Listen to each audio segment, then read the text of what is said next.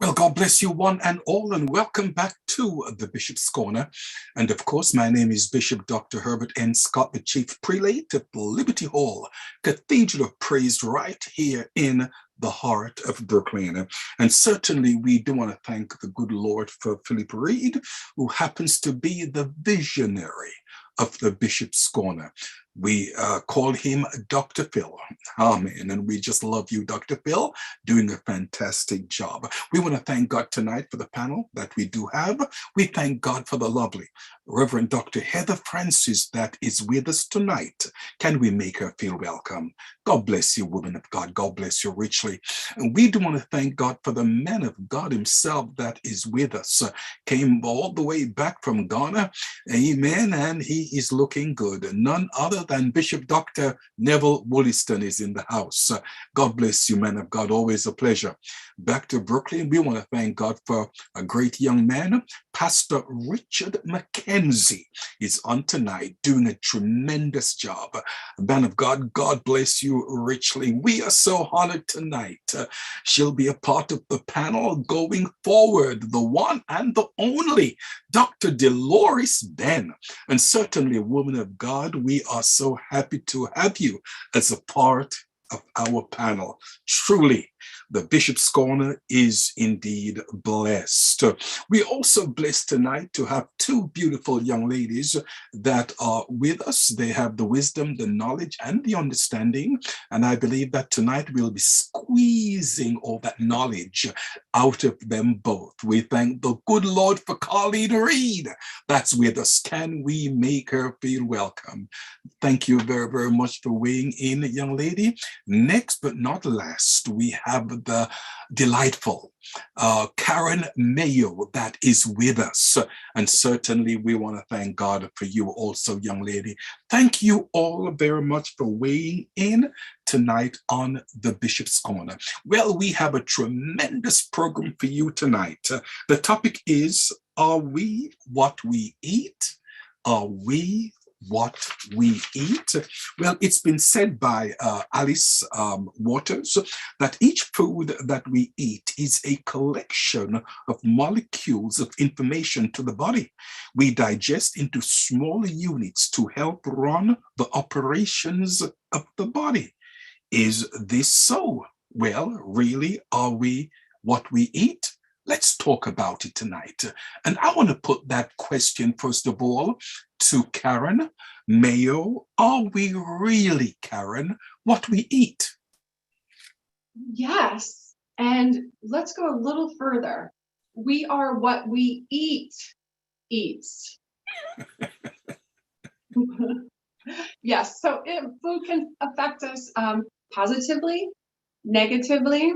It could be poison or it could be nourishment.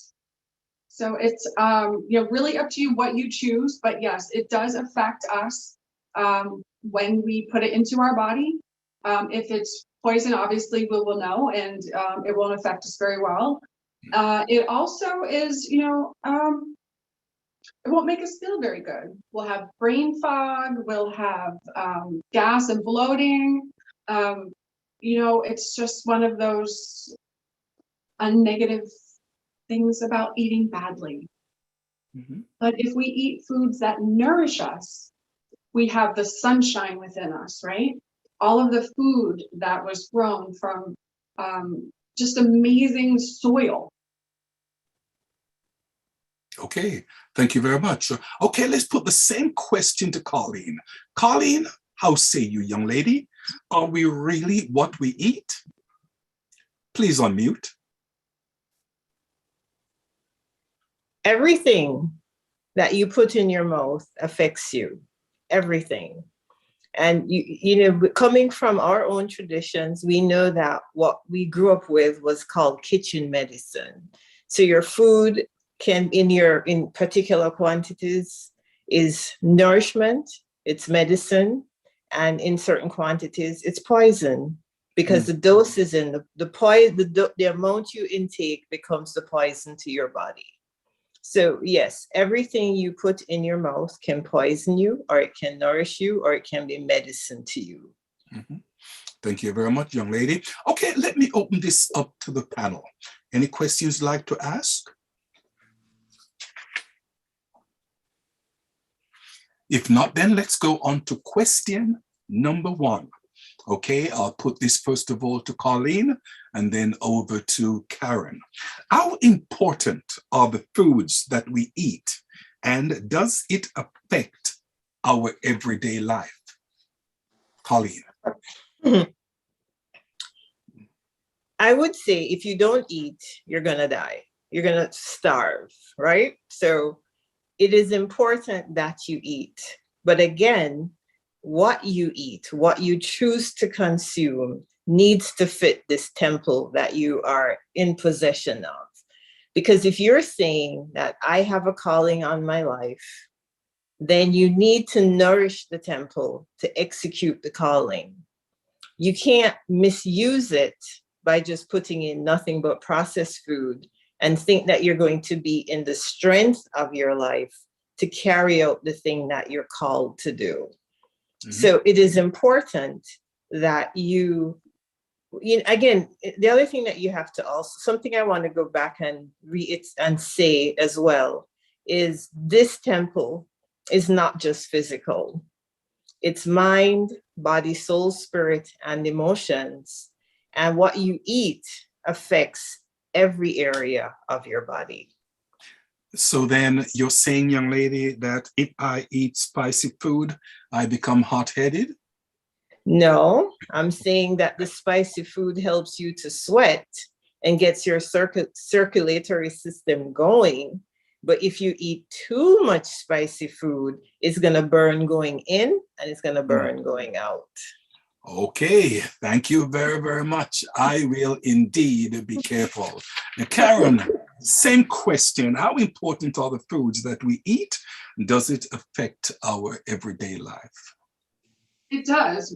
Whether we admit it or not, food actually affects us on an emotional, health, and mental well-being. Our body reflects the quality of food that we put into our body in a variety of different ways. So you have anxiety, depression, sleepiness, also stress, low energy.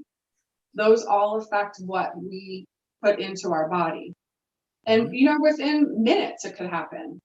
Caffeine is one great example of, when you're putting it into your body, that it affects you within 20 minutes. Or else people would be doing it in the morning, And, tryptophan, turkey, even though turkey is so delicious and good for us, and it helps with the serotonin to help us sleep at night, but that also affects us as well.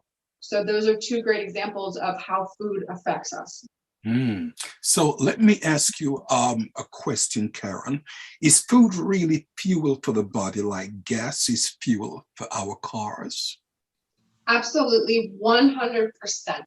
Because if you put the wrong food, or even if you put in sugar, you don't put sugar in your gas tank. It's not going to go anywhere. But, and your body is so perfect. I mean, God made us perfect. It's just, what we put into our body. Like Colleen said, it is our temple. So you only get one body, you only get one life. And, you got to make the best of what you have, the choices that you have, and, the health that you want to live in long term. Thank you very much. Go ahead, please. It's like, your people tend to save for retirement, right? And you're saving for this life that you're planning to live when you get to a certain age. But what is the quality of life that you plan to live at that point? Because if you've been putting in fruitcake, juice, and the doctor's been saying to you, hey, if you don't make some changes, you're going to lose your leg, and you keep doing the same thing. It's when you get to the point where the doctor says, I'm going to remove your leg, it impacts what you've invested for your retirement. because that quality of life you're planning for is not going to be there. So it is important that when you engage in thinking about caring for the temple, is it fuel? It's not just fuel, but it impacts the end state of your life. If the Lord is granting you 70, what is the 70 that you want to live? Gotcha. If you're planning to retire with your wife, is one of you going to get there and the other one not, because both of you have different eating habits? Thank you, young lady. Okay, let me at this time open up to the panel. Panel, please, questions.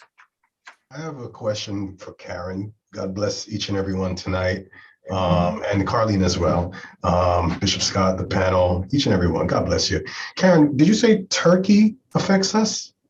As far as like the tryptophan goes, yeah. So the tryptophan is a precursor to serotonin, and serotonin is what helps us sleep at night. So, and if you can just imagine like turkey Thanksgiving or something like that, people eat the turkey and then they want to have an afternoon sleep, siesta.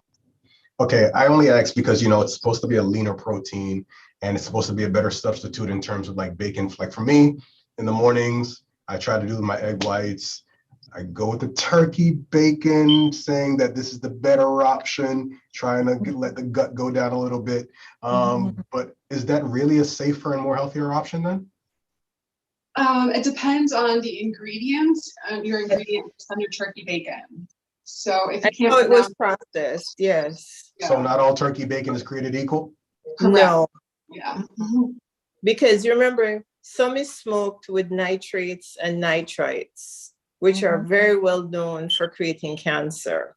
So when you buy your turkey bacon, you're looking for something that says nitrate-free, nitrite-free, or organic for what it means today, and real turkey meat. Because sometimes when you turn it around, usually you'll see that it says compressed meat.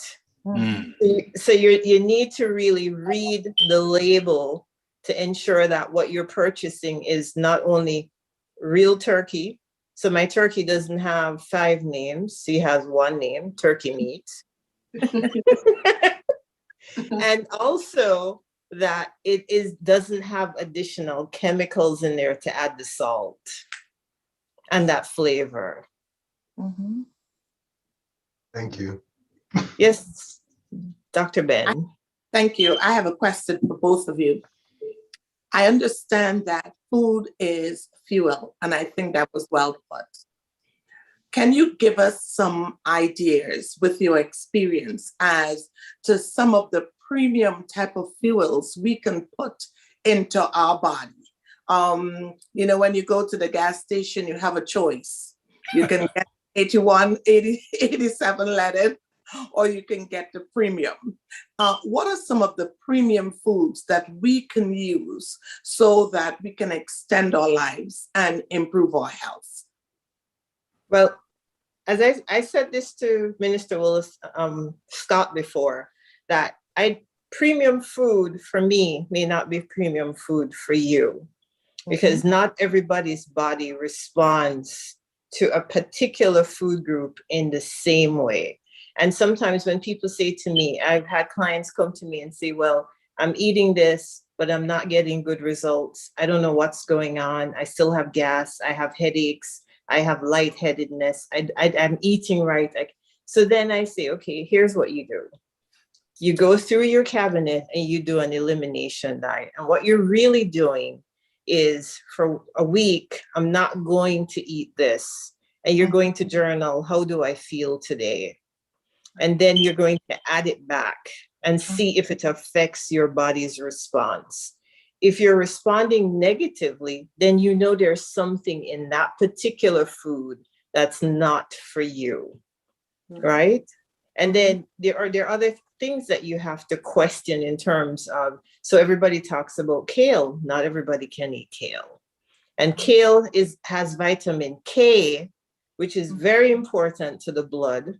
But if you're not able to consume kale to get the vitamin K, then what are your alternatives? And I encourage everybody to really go through the food chain or the food availability and find out what you can consume and what you cannot consume, so that you don't fall into the trap of you're going to dinner, you see broccoli cream soup, you order it, but then you're allergic to broccoli.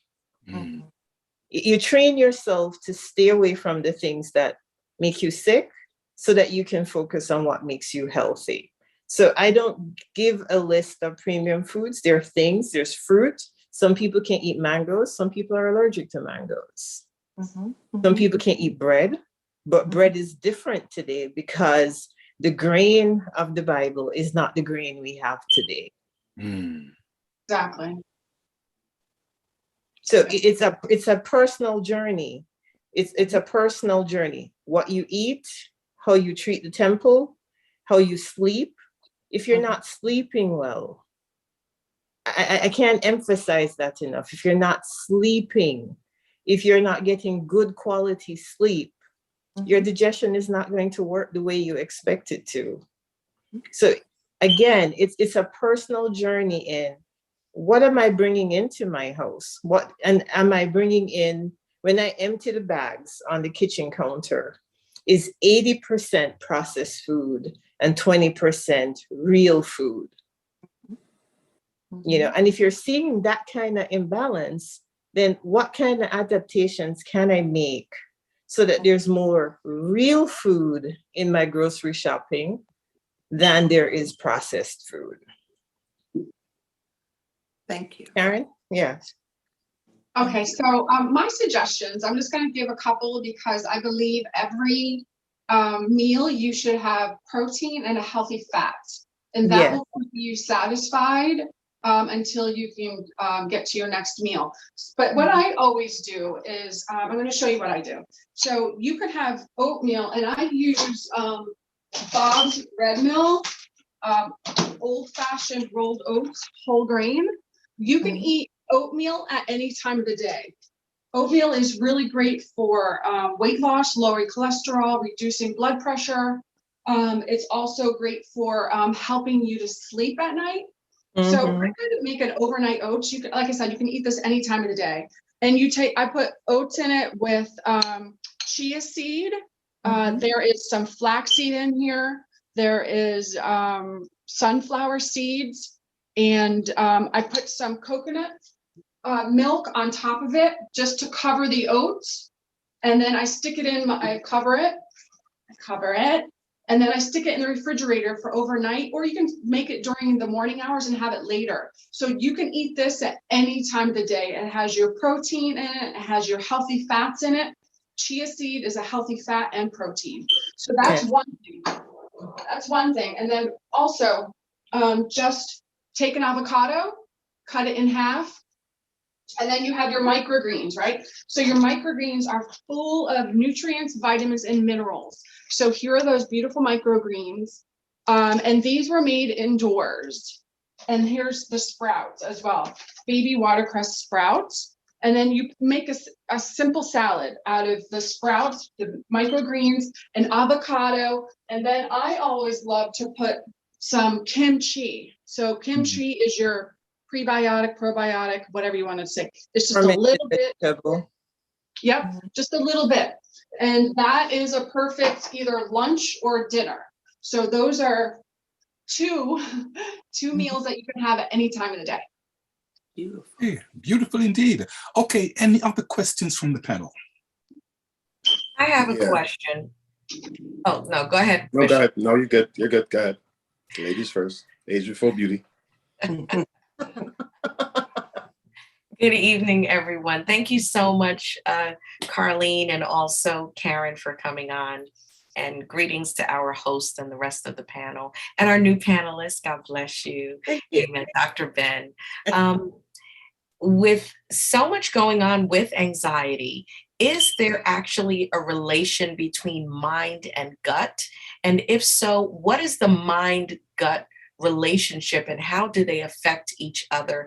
I also want to know, there's this new fad now that's out about the FODMAP diets and Yes, different foods. I'd like you to bring some clarity to that for us and kind of educate us and let us know what does that entail and how does it help or hurt or explain it to us, because I was clueless up until today when I heard that terminology. Okay. All right. I'm going to address the mind-body connection. The FODMAP it's not complicated, but it has a list of foods on it. And what it's really saying is, when you eat this, it provides these nutrients. And then it's also, if you dig into it, it tells you what is on the good list or the bad list to stay away from because of the way it's grown and the way it's processed. Oh, okay. So it gets into another set of things, and Karen can speak further to that. The mind, which is the brain, and your heart is a second brain. So the scripture says where the mind goes, the man follows. And you know this spiraling thing. If you're having negative thoughts and you follow one and you go to the next one, you find yourself going down the funnel. And eventually it changes your emotions. Your emotions are tied to the hormones that are secreted within your body, your thyroid. And so what you can do with your mind is trigger I think it's the parasympathetic nerve system, which puts you into fight or flight mode, which says there is a crisis and I have to fight for my life. Mm-hmm. What that mode does, it says, shut off the sexual response, shut off the digestive system, because I have to fight for my life. When you're fighting for your life, who needs a digestive system? Who needs a sexual response? Wow. Who needs those things? Because I have to protect. And some people become hyper-vigilant with worrying. And again, I'm going to quote, fret not, it does the body harm. So when you get into that mode, you have essentially shut off your digestive system. You have shut off the body's ability to process and eliminate toxins. You have done yourself significant harm, especially if your body does not leave that fight or flight mode and it stays there it's not meant to stay there. You're not meant to store cortisol in your stomach for a prolonged period. And when you're in fight or flight mode, it takes the sugar that the brain needs from the brain and sends it to the kidneys so that your body can, I gotta run, I gotta get away. So you have people who have developed kidney-related disease because they're always in fight or flight mode. They're always stressing, they're always worrying. And so, and I know I'm talking to a few Christians on the panel. That is why the scripture then says to you, enter ye therefore into the rest of God. So cast your cares upon him. He careth for you. You don't need to worry about your stuff. You really need to put that worrying away because it's killing you, literally, physically, literally. And then the mind is going. The spirit is not where it needs to be, so you can't pray. You lay down and you say, Lord, help me. And that's all you can say. And I'm not saying there are not seasons where it's legitimate, but you cannot live like that. So your mind, your body, your soul, your spirit, and your emotions are so out of balance that your body cannot do what God created it to do. Wow. So even if you say, okay, I'm going to make me a smoothie, I'm going to put the ashwagandha in there, your digestive system isn't working. So how are you going to get the mind? Because where the mind goes, the man follows. You have to work on this mind, the battlefield of the mind. Joyce Myers wrote that book. How are you going to get the mind to let go of the things so that you don't go down the rabbit hole? That's how the gut and the mind are related. Thank you so much, Carlene. Karen, can you add to it, please? Sure, of course. Okay, so as far as the anatomy goes, so we have obviously our brain, but also our gut is our second brain. So, and a lot of our serotonin is made in the gut. So if we're having a lot of bad bugs, or we're having a lot of stress, because stress also obviously then creates bad bugs because of what our thoughts are. So the serotonin is not going to be made because it's in the gut, and the gut either is this way or it's this way. So there's a lot of things going on. So part of the brain gut connection is through our vagus nerve, which is the back of our spine. So to activate that, you would want to, well, there's a couple of ways to do that. But one is to cold water, hot water, right? So cold water, hot water is one way to activate. But I would just, as Carlene was alluding to with the mind-body connection, really ask yourself, is my thoughts, or are my thoughts true? And what if they are not true? So if they're not true, you're having this automatic thought process on something that's giving you anxiety that's not even true. And that creates a lot of stress as well. So just stop a moment, take a deep breath, and ask yourself those questions. Because that is also, like Carlene was saying, about the mind-body-man connection, wherever the mind goes, the man will follow, just take a deep breath, ask yourself those questions, and I think you'll have a little better outlook on what is really actually stressing you out. And going to the FODMAP. So what that happens, so you eat this, not that. And with FODMAP though, there's a high FODMAP, there's a low FODMAP. So there's all types of different FODMAPs, but basically what it is the nightshades, right? So the nightshades are your peppers, your eggplants, your tomatoes, and your potato. So your white potato. So all of those are part of FODMAP. So you would have to go get tested to make sure which part of FODMAP, low, high, whatever you are. So that's what that's about. Thank you so much. Thank you. Okay, Bishop Neville Wolliston, you had a question, sir. Yes, thank you so much, Karen and Carlene, for joining us. We do appreciate your professionalism. I have a couple of questions. I'll try to make them real brief. For someone who's going into their late 30s, I get this. I understand the importance of eating right and having a healthy balance. My first question to you is, what do you say to a single mother who's probably struggling with 3 kids, and she can only do what she can do? She can't do the quail, she can't do the healthy living. I mean, she's just trying to make it happen. What do you say to someone like that? I mean, she's just in survival mode. Number 2, the Bishop's Corner very speedily is hitting all 7 continents. I know that they're on the continent of Africa because I was just there. What do you say, or rather, is this applicable to, like, say, people in those parts of the world who don't have the luxuries of let's say, the Whole Foods like we do, but somehow they are surviving, somehow they're making it happen? Is what we're saying tonight applicable to them, or is there another recipe, so to speak, for their better living or better healthy living? Number 3 and last, how important is exercise to our bodies and diet? I know the answer, but how important is that? Yes, we're doing the quail, we're doing the smoothie, we're eating right. How important is exercise in the mix? I know that's kind of a little bit of mouthful right there. Okay.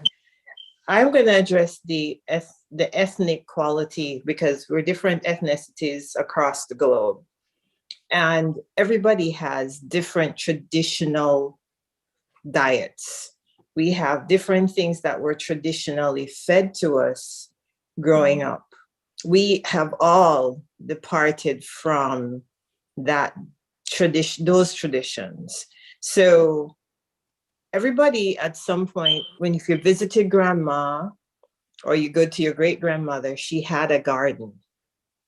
So she was not reliant on the supermarket or the grocery store for the distribution of food. And then people who had different gardens exchanged food.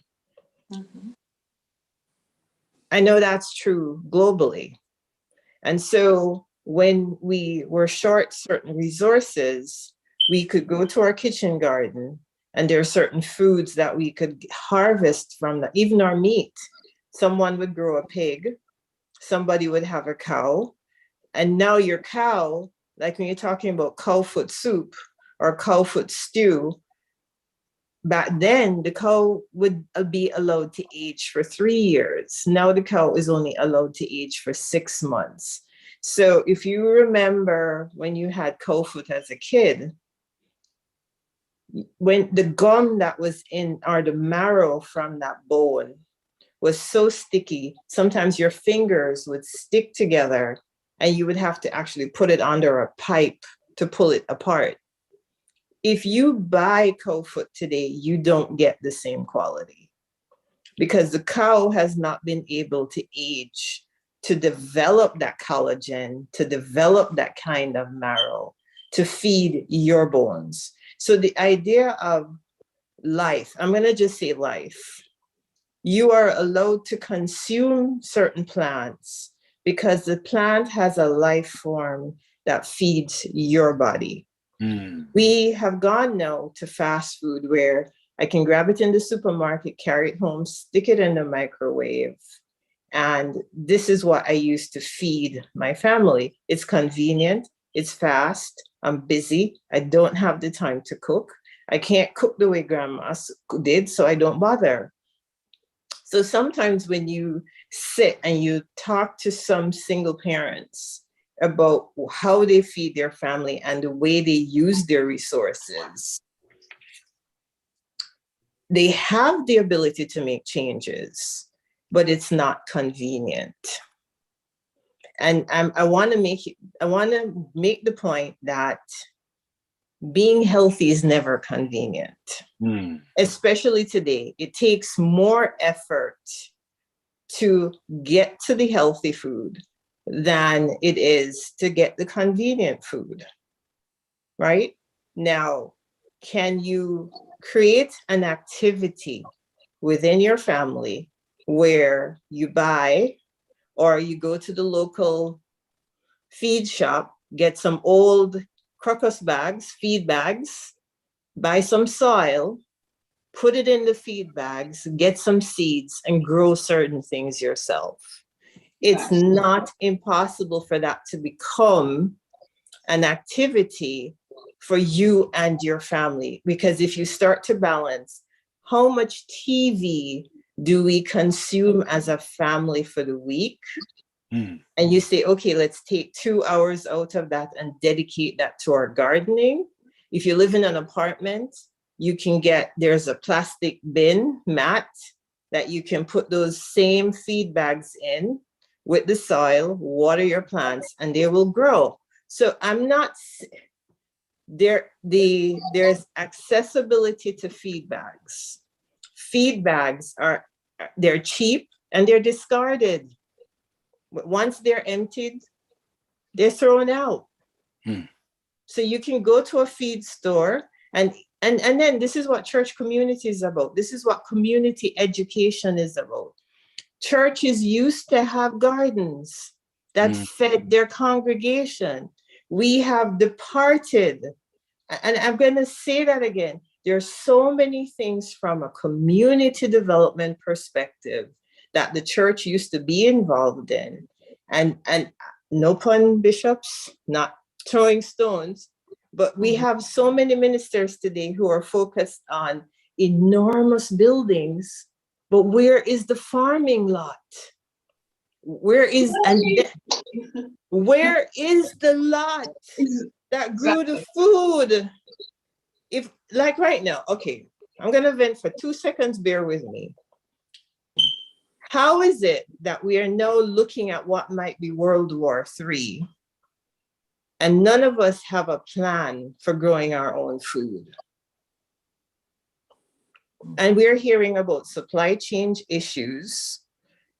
And we don't have a plan to say, okay, here's what we're going to do as a community. We're going to take this group of men, this group of women are responsible for growing these supplies at the church. And if you want to receive from the supply, you have to participate. I'm not judging, but I'm just saying, we had a way culturally that we fed our community, but we've made progress, right? We've made significant progress, so we don't grow our food anymore because it was convenient to buy it at the supermarket. But we understand that our economy today does not provide for everybody that sits in our congregation. So there are certain things that we've abandoned that I personally feel that we need to get back to. And that's what I'm saying. So accessibility, the person who has the car, who doesn't work on Tuesdays, who can spare an hour to go to the feed store and get the bags, or the guy who is in the church who knows how to build planter boxes, and we can work together and donate to build those boxes. There are ways that as a community, these things can be addressed. My thought. Any questions before I turn over to Karen? So you're telling me that if I live on the 90th floor, that'll work for me? Listen, I have Just a bags. question. No, I have food bags outside. I have fever grass in a bag. I have potato in a bag. I go to the dollar store, Dollar Tree, and I buy pots, and I have mint in the pots.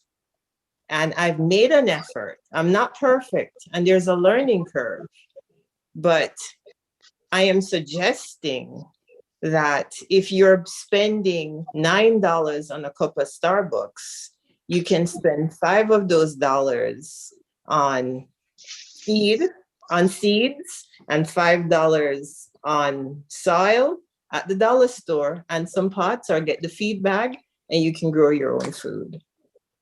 I'm not saying it's impossible. Yeah. Can I piggyback on what Bishop Wolliston was saying a while ago? Because he did hit a very good point. In terms of accessibility, I know one of the things that we mentioned is that, you know, it's sometimes an issue of convenience, but also financially. Financially, what we realize, and let's be honest, is that many of the products that we're even speaking of tonight are not readily available in certain neighborhoods. True. Not readily available in certain neighborhoods. You see the McDonald's, you see Burger King, you see Wendy's, you see the things that are easier for the single mother with the 3-4 children that, you know, really that's working 2 or 3 jobs to get to. So what would you say to that? And how would you, I mean, obviously we know it's a community. We know what the issue is. It goes way back. But what would you say to those mothers tonight as we're talking about mindful eating and the importance of mindful eating and how to press beyond what they see and really try to get these products? Okay, so my thoughts on this is, you have a single mom. So I have a story with my sister. My sister was a single mom and she enrolled into the Army. So what she did was, yes, you have McDonald's, you have Burger King, you have choices to make at every single one of those places. So you can get a salad for one child, or you can get a burger for another and have them share it. So that way you're still getting your greens and you're still getting, even though, or whatever it is, or chicken, whatever it is, you can make it work. You just have to make a decision for you and your family, what you're going to do as far as food goes. How are you going to nourish that body of the kids? So there are choices. It's just a matter of which choices are you going to make. Karen, I have a question for you. I'm 25 years old. Does it really matter what I eat now? I mean, I'm young, I'm vibrant, my metabolism is kicking. I'm not 60, I'm not 65. Does it really matter? Will it have that much of an impact at my age? Yeah, 25. I remember 25 years ago. I mean, And yeah, I mean, I guess looking back, I grew up on a farm, and I grew up growing animals and growing food.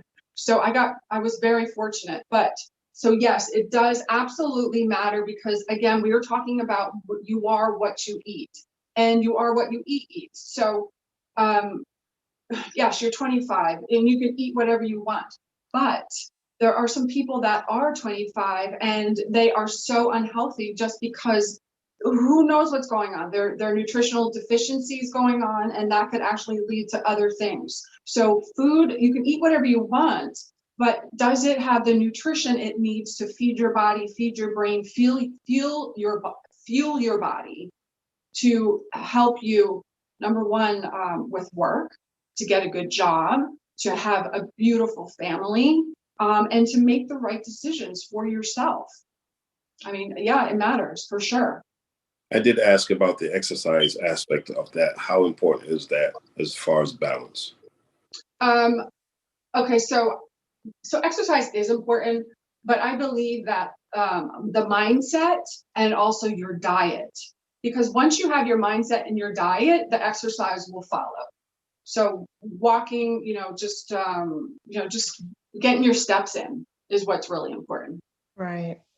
And just to add on to what Karen's saying, and so we can move on, but Jordan Rubin, who wrote The Maker's Diet, talked about what he was eating in college, and that he got so sick he had to leave college, and he was 21. Wow. Okay. Can I just add to that? I'm in such agreement, because when you look at diseases and disease processes, you've got 25-year-olds who are diabetics, who've got cancer. And when you look at their diet, it's significantly linked to what they eat, because we are what we eat.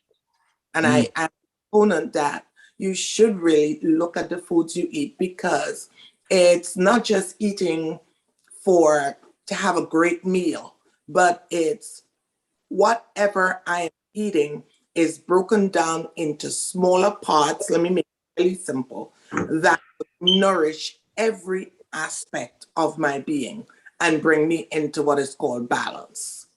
Right? So I do agree, or homeostasis. Yes. Sorry, and just to add on to that, we now have young people who are suffering from strokes. Yes. Who are dying way younger from certain things that used to kill you at 50 plus.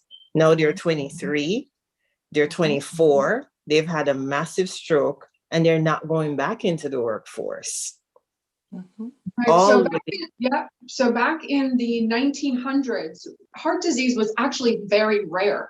And that's fact. So none of this started happening until we got into corn. I mean, that's a whole nother subject, but corn and how genetically modified all of these products are. Corn, soy, and I think there's three of them. Wheat. The modification of wheat. Yes, absolutely. I have a question.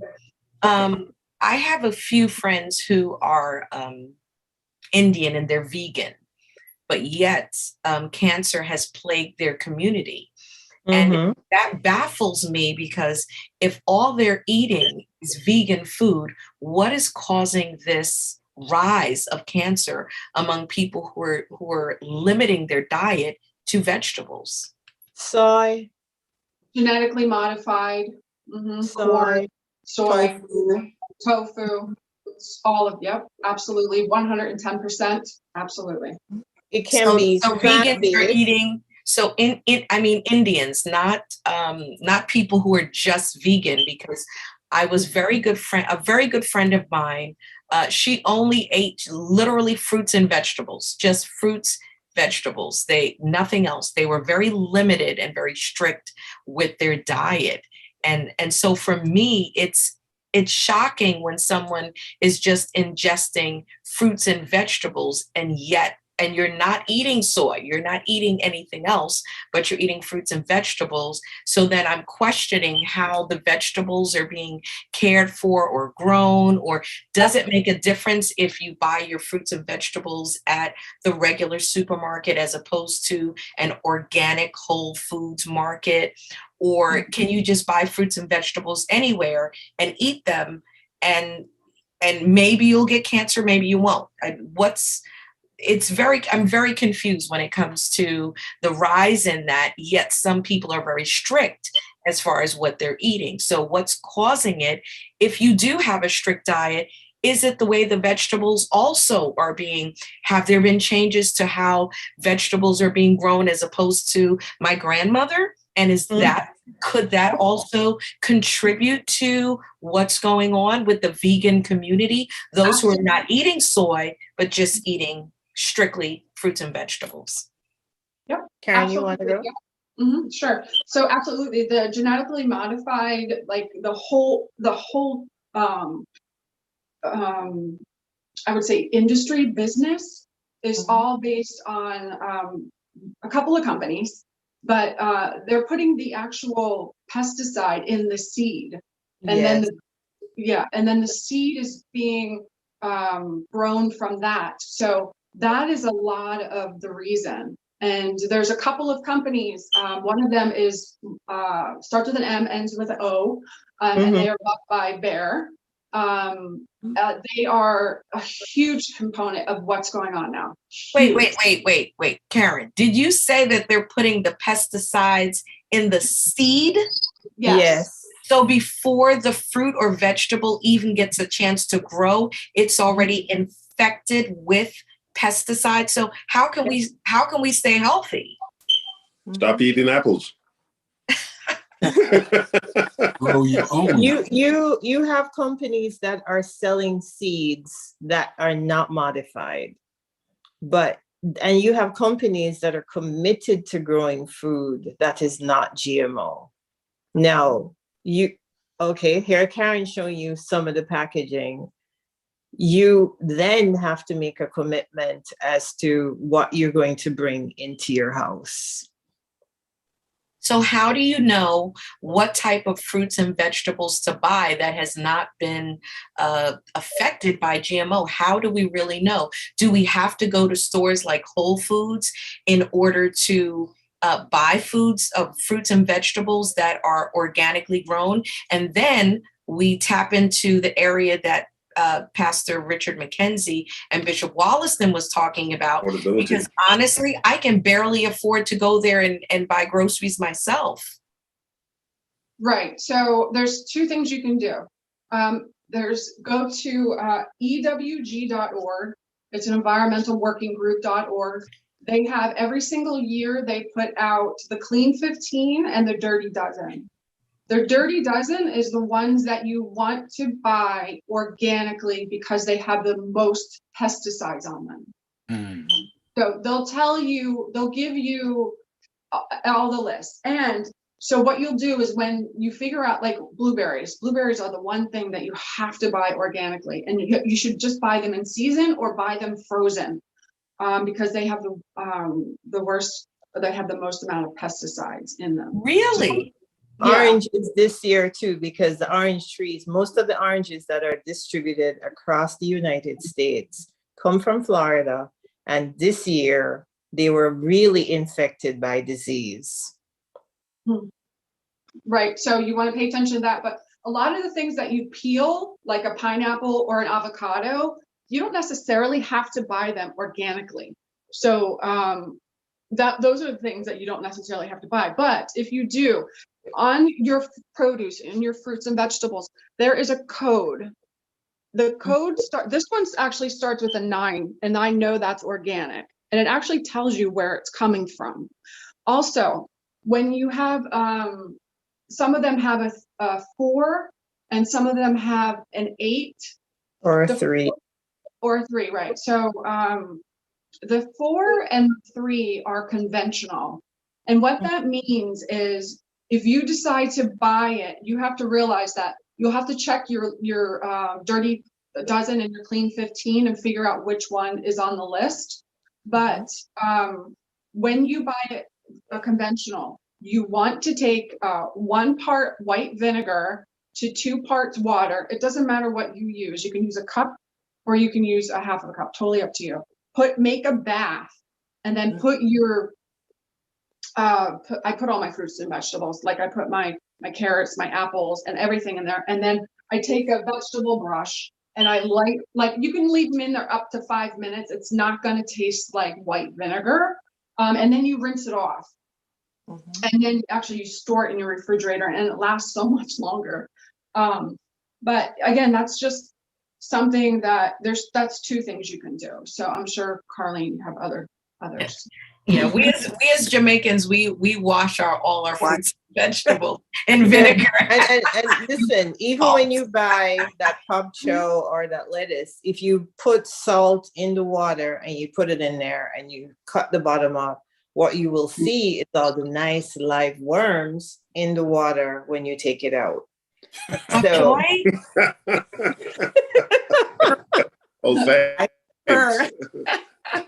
so there's a lot that we can learn. And in the interest of time, okay, we spent like roughly 1 hour on question number 1. Can we just jump on to question number 2? Okay, and we probably will get through half. Okay, question number 2 is this. What are some of your favorite foods to recommend for a healthier diet? And let me put that first to Karen, and then we go over to Carly. Yeah, I mean, we talked a lot about that. So, well, I'll just keep it short because we talked about the oatmeal. I talked about the sprouts and the microgreens. Those are 2 great things. But I also my go-tos obviously are chia seeds and chocolate, right? Because chocolate's the other food group, and this is my favorite. I get that one a lot. So yeah, love chocolate. And then milk chocolate or regular or dark bitter chocolate. Bitter chocolate. Okay. Has no taste. Yeah, 85% I love. Yes. And then I would say a good probiotic always. And those are really, I mean, protein. I mean, you see all this. This is all usually. These are my usuals. Avocado. And then goat cheese. Gotta have goat cheese. So those are my favorites.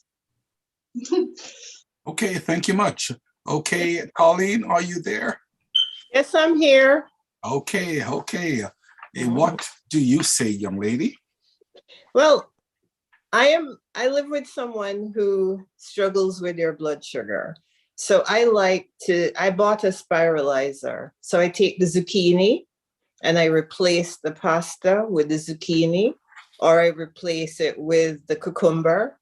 You use the spiralizer to turn that into the pasta.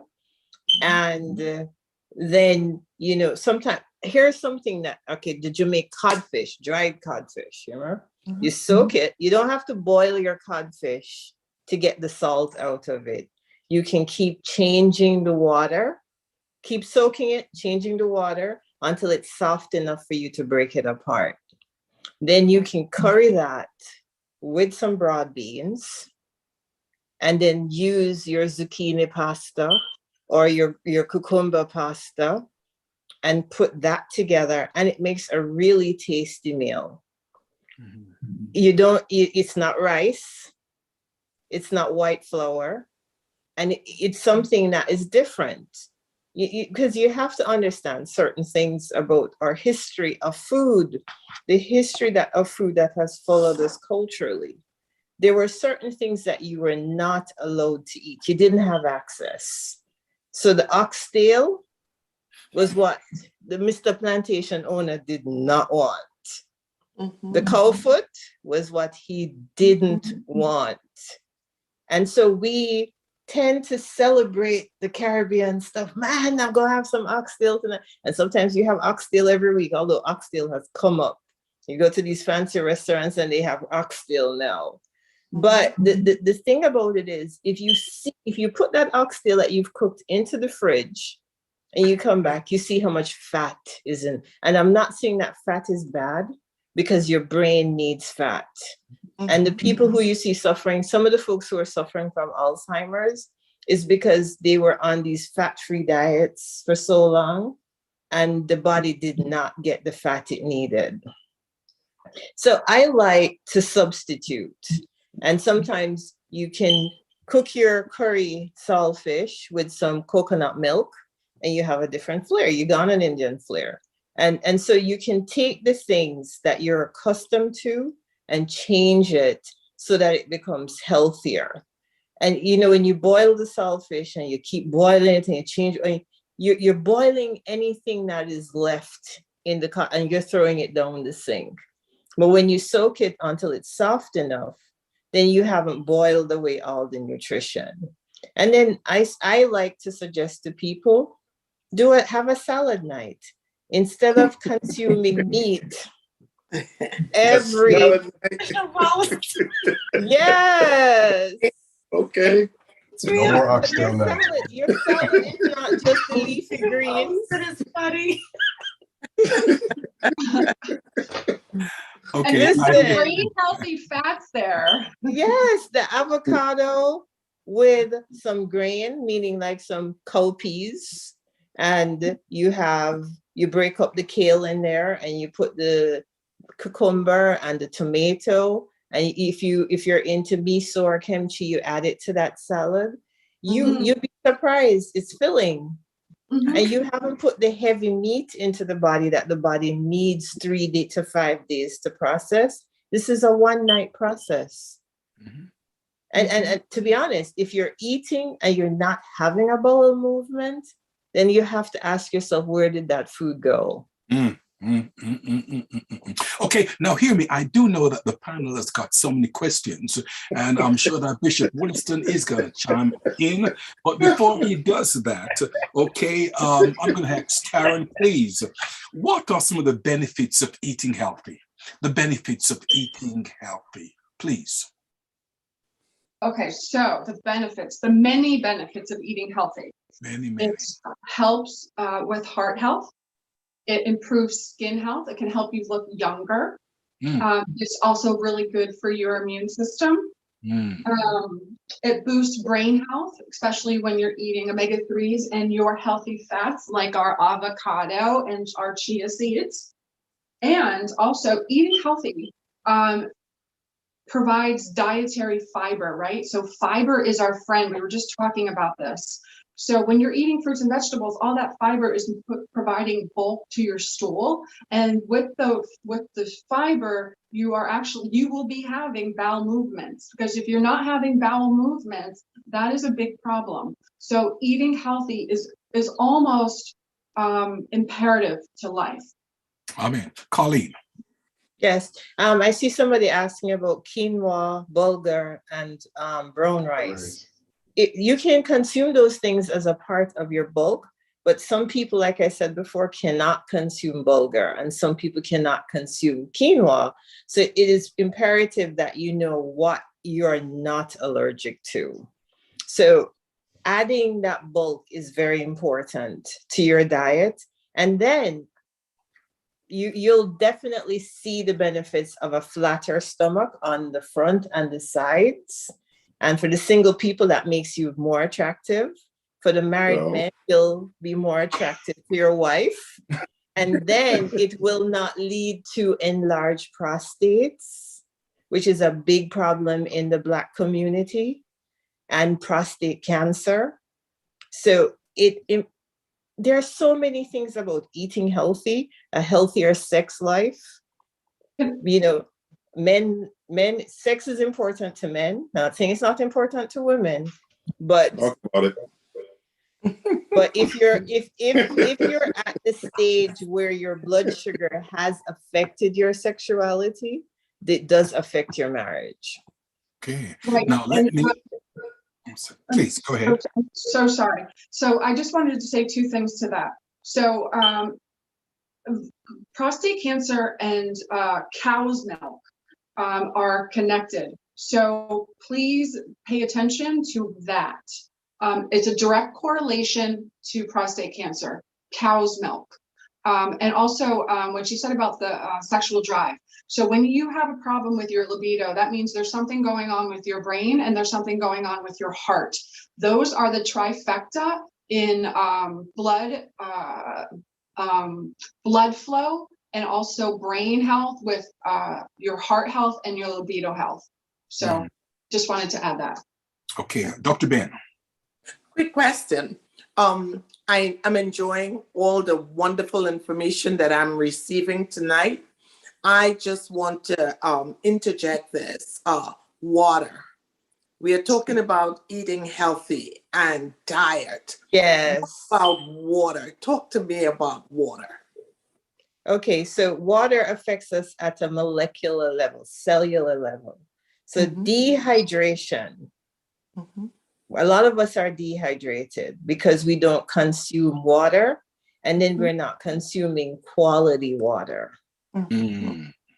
So I'll give you a personal example. I worked in an office where they had the Poland Springs bottle, and where I sat would sometimes, my office location, my cube location would sometimes rise in temperature because I was upstairs by the loft. So I was drinking water, but I was still dehydrated because the water did not have the proper balance to hydrate me. It didn't affect a lot of other people. There were just 3 of us. So you have to understand and know the signs when you're getting dehydrated. And you have to know what type of water you need to drink to hydrate your body. For me, what my doctor ended up telling me to do, if that was the only water that was accessible, put a little bit of lime juice or a little salt in it to add the minerals necessary so that the body could hydrate. Beautiful. Nice. And I just would add, one sign of dehydration is when your lips are starting to get dry. That means your body. I just checked mine. Yeah, already dehydrated. Also, when you're dehydrated, your brain actually has low blood flow. You will not be thinking properly, and a lot of bad choices happen. So a lot of things can happen when you're dehydrated. I use a water filter. I just got this at Bed and Bath, and I'm constantly putting my tap water in here because tap water isn't necessarily good to drink because everybody flushes everything down their toilet and then everybody drinks it, right? So I just take glass bottles and just refill the glass bottles. I'm constantly I have 4 of them, constantly filling them up with this water. But I would just say about dehydration, also drinking water. You should take how much you weigh. So I weigh 140 pounds. So my water intake every day is going to be 70 ounces. So you should be drinking half of your body weight in ounces.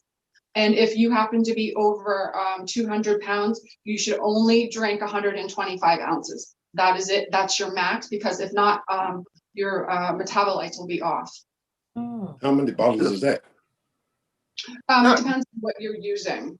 So if your bottle only holds 12 ounces, then it's that you're half your body weight. If you're under that 200 pounds times the number it takes to get to half your body weight.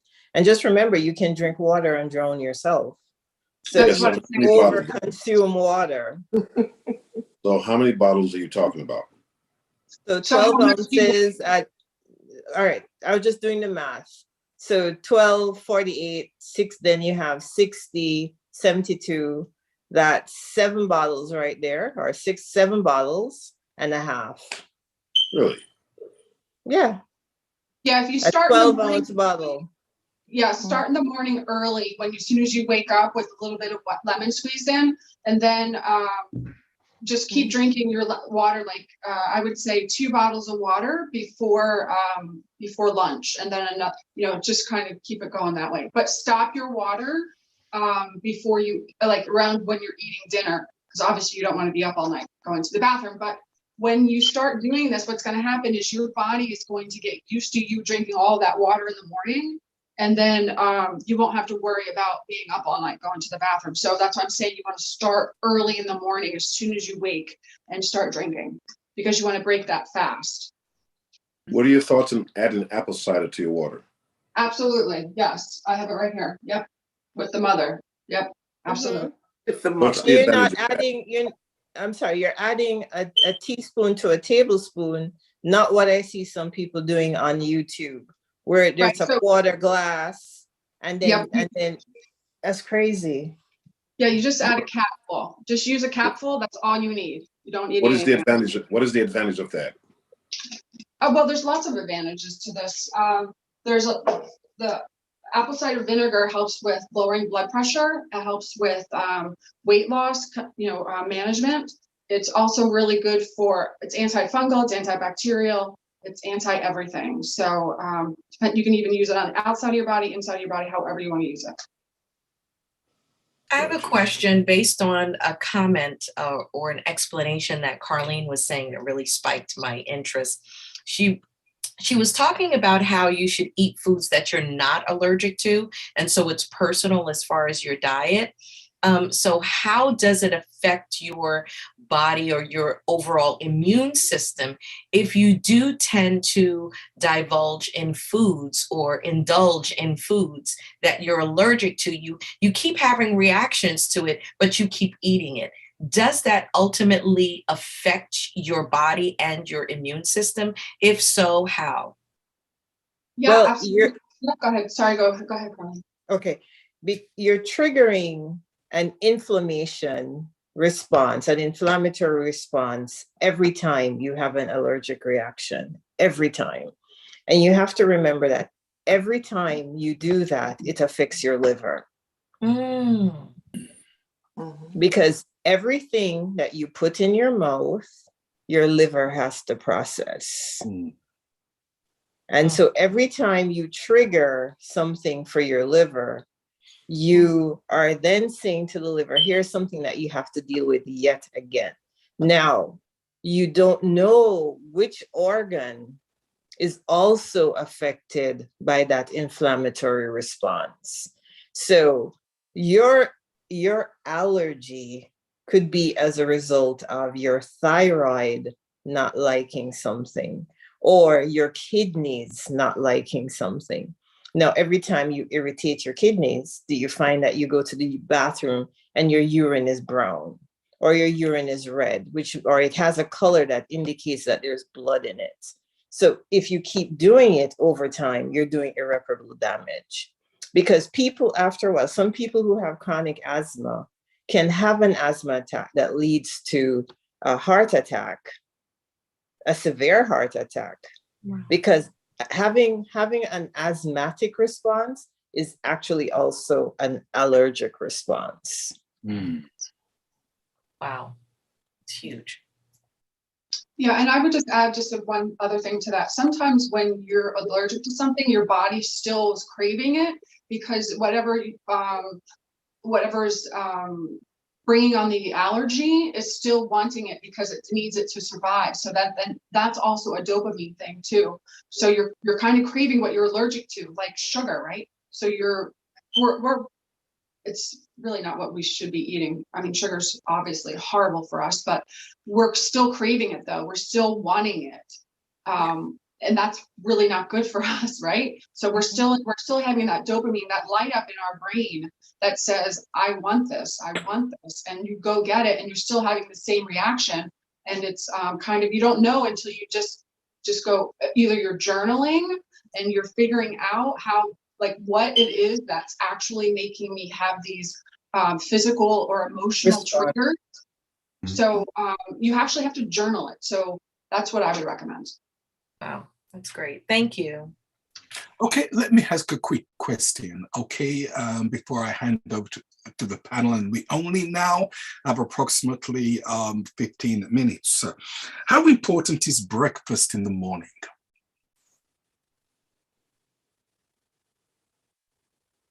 I would say. I thought you were asking the panel. That's why I'm not responding. Oh, I'm sorry. Well, to Karen and Carlene. How important is a good breakfast in the morning? Personally, I love breakfast in the morning. I know a lot of people are just like, hey, I want coffee, or Just coffee, yeah. Yeah. So, and my thoughts to that would be, So when I wake up in the morning, I do my water with lemon, and then I take my amino acids, right? And then I take a couple of things that have to be taken on an empty stomach in the morning. And then I wait a half hour, and then I have my breakfast. So it's either oatmeal or it's eggs. But I believe that you have to start out with your brain being fueled. Colleen? There are caveats to my response because it depends What on you- the state of your health as well. Okay. Because if somebody is diabetic, then what I suggest for that diabetic person is to drink a glass of water with some lime juice, just like Karen just said, before you do anything, and then to check your blood sugar. And then knowing what your sugar rating is after you fasted the whole night to gauge what you're going to have for breakfast.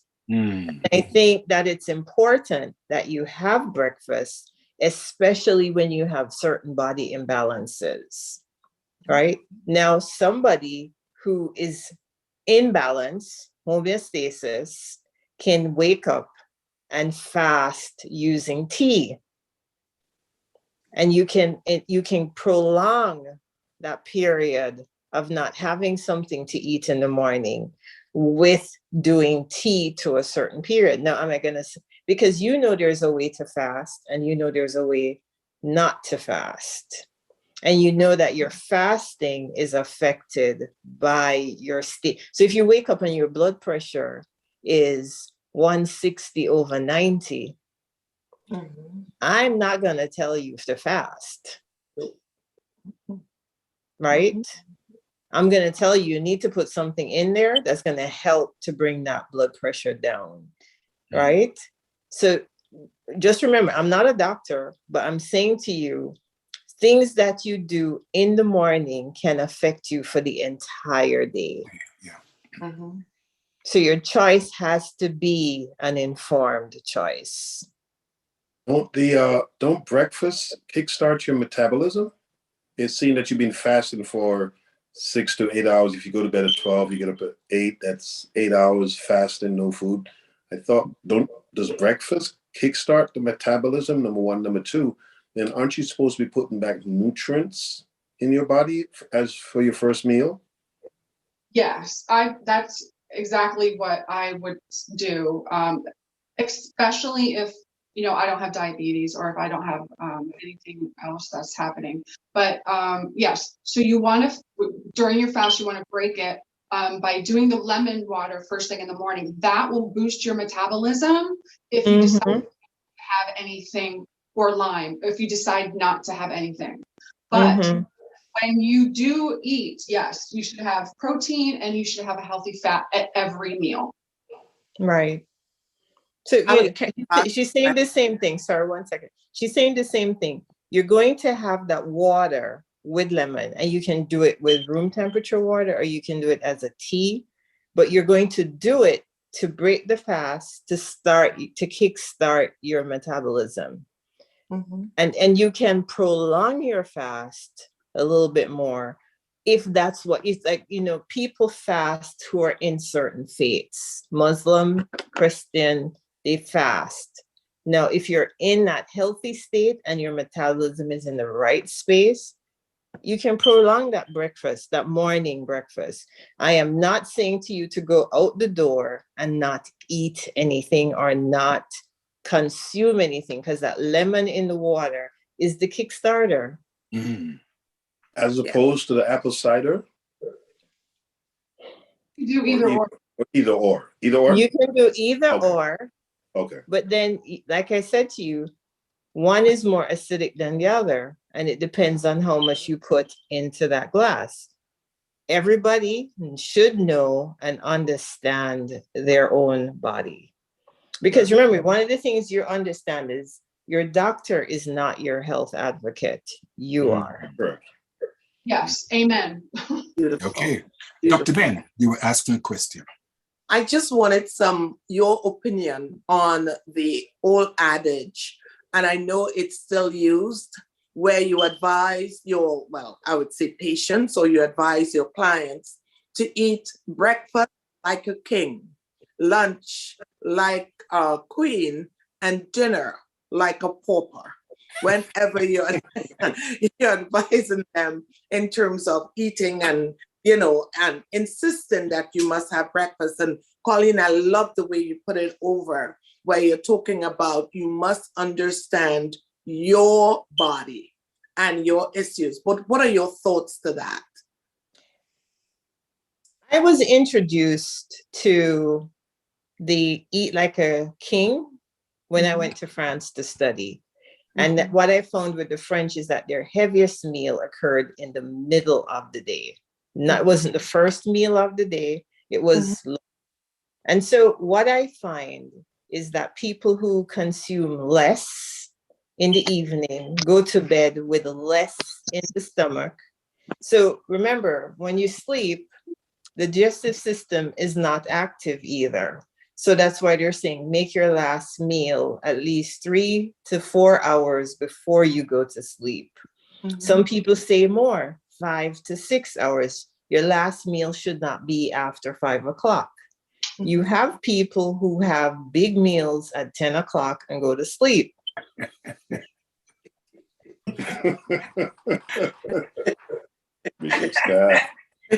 some guilty folks. The guilty folks. The guilty folks are laughing. All those conventions that we've been having and eating after the preachers finish preaching. Time for the benediction. Listen. And what you find is that some of those meals, when you wake up, you're constipated. That's a given fact. And then you go eat breakfast when that glass of water with the lime juice, drinking that, and then waiting a half an hour to see if you have a bowel movement is probably the best thing you could have done for yourself. So, ladies, let me ask this question. What's the best way to flush the sugar out of our system? The best way to flush the sugar out of our system? I'll let Karen address that one because she mentioned a few cues. So go ahead, Karen. Yeah. So the sugar is, the way to get sugar out of your body is to put greens in your body. So there are several ways. So again, I'm talking about the chlorella.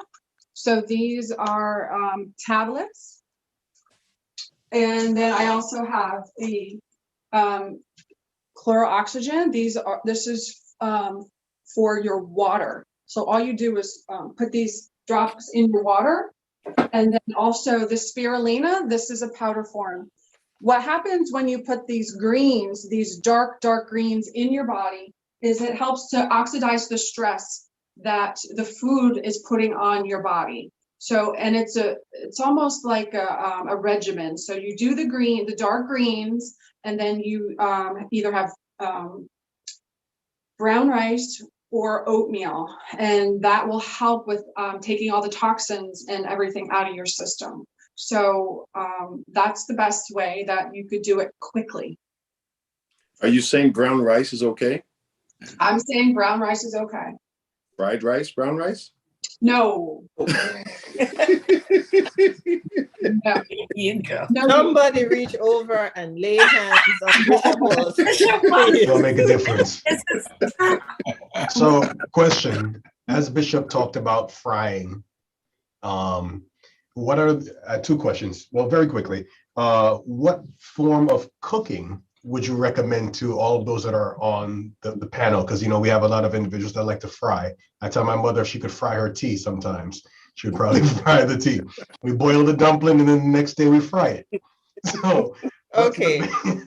The tradition of reusing overnight food it has a long history. Of course. And I would not discard it because it's a staple for poor people. One of the things we had is that growing up, flour had more nutrition in it. So when your mother made you a dumpling and she put the saltfish with it, you went to school full. And then when they let you out for lunch, you could go home and you still weren't hungry. But that's not the quality of food we're contending with today. So when you talk about the quality of food, and give me your question again. Give me the first part of your question again. Right. Pretty much. Which method of cooking do you recommend for those Each, that are it depends on the food that you're preparing to sustain the most nutrients. So if I boil my string beans and I cover the pot, then it takes on a grayish color.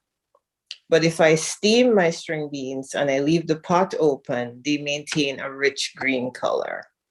So it depends on what you're cooking. And then if there's no salt in the water, it affects the color of particular vegetables. And remember, your salt needs to have zinc because that's where your thyroid absorbs it from. So table salt should not be in your house anywhere. Wow. Table salt has no minerals in it. It's just nothing. Nothing. Now, let me say this, ladies and gentlemen, we only have approximately 5 minutes left. We've just touched on 2 questions, and I have at least a dozen questions. Now, we've heard a lot, and we have said a lot. And I'm sure that many of us on the panel, we have so many bad habits, and we have not even asked the question, roughly how long does it take to break some of these bad habits that we have? Because some of us have been living with these bad habits for 10, 15, 20, 30, 40, let me stop there, years. I could go on more, but let me just stop there because of wisdom. Okay, so we've heard a lot, we've said a lot. What should we really take away from this conversation tonight? Dr. Heather Francis, what should we take away from this conversation tonight? Well, this was very enlightening. The scripture in 1 Corinthians 10:31 says, whether therefore ye eat or drink or whatsoever you do all to the glory of God. However, normally I would just use that as a blanket and bless my food in Jesus' name. But now I have to pick and choose. And I think that based on, thank you so much, our guests, Carlene and Karen, based on what they said tonight, I think that we need to kind of be our own food detective and find out what your body actually needs. And if we want to live long, that we should begin to discern and journal. I heard that a few times from Karen, and find out what actually works for us so that we can have longevity. And that's when we can fulfill the scripture that says, with long life will I satisfy them and show them my salvation. Dr. Heather, you are wicked. Thank you very much. Okay, Pastor Richard McKenzie, how say you, sir?